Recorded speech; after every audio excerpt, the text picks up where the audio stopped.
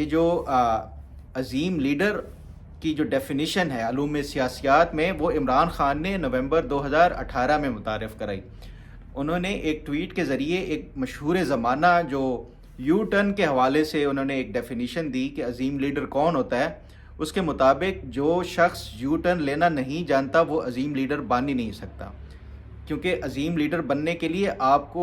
اپنے جو موقف ہے اس کے اوپر اسٹیگننٹ نہیں رہ سکتے، اسٹک نہیں رہ سکتے، بلکہ آپ کو لچک دکھانی ہوتی ہے۔ اور عمران خان تو ہر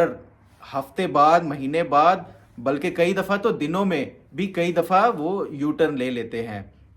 جو ہماری یادداشت کا ایک حصہ بناتے ہیں۔ وہ بیانیے کو دہرا کے وہ بڑے ظالموں کی طرح وہ جو ہماری یادداشت بن رہی ہوتی ہے اس کو کھرچ دیتے ہیں ایک نیا یو ٹرن لے کے، اور پھر ایک نیا بیانیہ متعارف کرا کے وہ پھر ایک کوئی نئی ہماری جو